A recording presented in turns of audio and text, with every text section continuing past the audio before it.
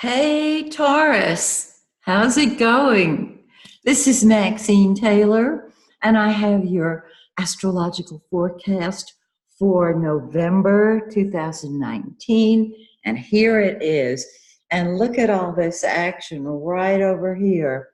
It's the sixth house of work, the seventh house of relationships, the eighth house of secrets and other people's money, and the ninth house of the big picture, plus two glorious lunations. So let's jump right in. Okay, let's start with Mars, the red planet. Now, wherever Mars is, that's what we throw ourselves into. It's what comes first with us. It's what we fight with and fight for. And so your work, your health, perhaps. And when I say health, this is a great time to go to the gym because Mars is throwing you into it. However, it's work. And so you may be throwing yourself into your job.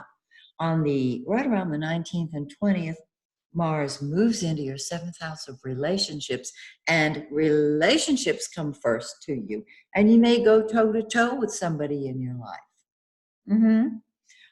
Or there may be somebody that you really are interested in, and you throw yourself into finding them, being with them, etc. But other people become the center of your life, not just because of Mars, but because the sun, the giver of life, wherever the sun is, it is the center of your life. And so there it is in the seventh house of partnership. This can be business partnership or personal. How lovely. You might be saying, does that mean I'm going to meet somebody? Well, before we get to that, let me just mention something.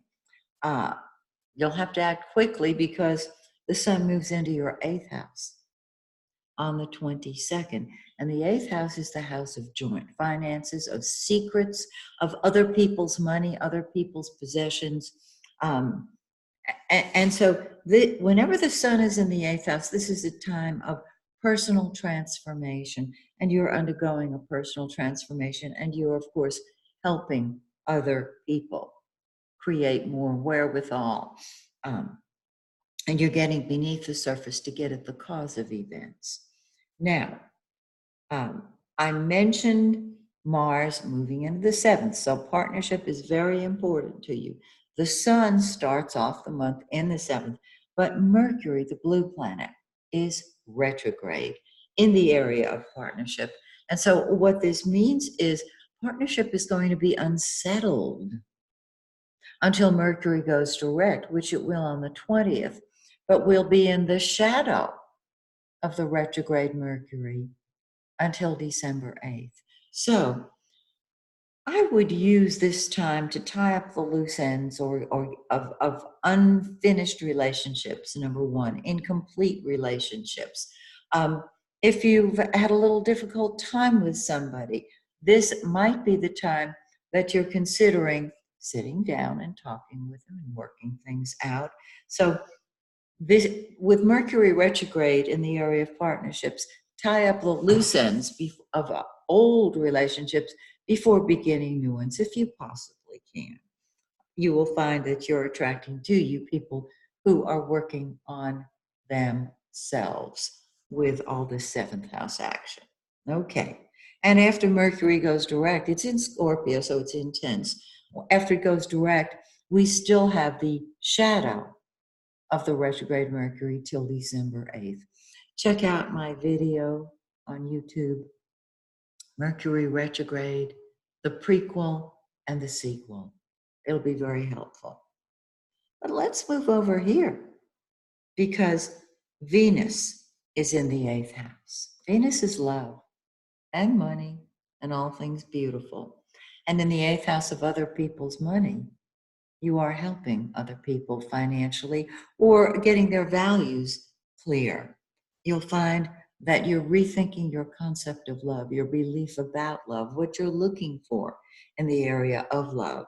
And then on the 25th, Venus enters your ninth house, and you see the clouds parting, and you're getting clarity on love, what you're looking for, the type of person you're looking for. And the ninth house is higher education and travel, long distance travel. So if you have the option and the opportunity to take a long distance trip, go for it. Absolutely. Now, on the 11th of the month,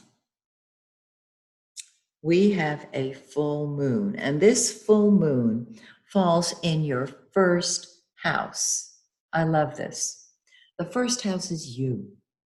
Now, remember, all this activity here with other people is now being balanced right around, well, the 11th and 12th. It really depends on where in the world you live. Let's call it the 12th. Let me see what I've got here.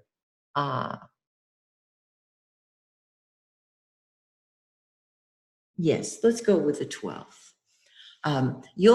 What happens is we start feeling this full moon uh, before it occurs, and we feel it as tension. And I don't usually emphasize that, but with all of this activity with other people, I want to make you aware of it, because you're going to be saying, what about me? All right? On the 12th, it's all about you. And say, I'm doing my thing my way. I'm doing what I want, when I want, how I want, because I can. Yes. And then the moon starts waning and losing energy and light. And the new moon, which is the sign of new beginnings, is on the 26th of the month. And it amplifies this whole eighth house of other people's money, other people's values, reestablishing you, reinventing you, and getting clear on who you want to be when you grow up. Because guess what? It's happening right now. So isn't that just a marvelous forecast?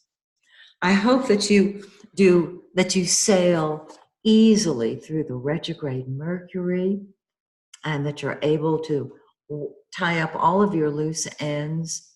And then after Mercury goes direct on the 20th of the month, if you can even wait until we get closer to December 8th to begin a new venture, that would be wonderful. So, till we meet again, may the stars shine brightly on you and yours.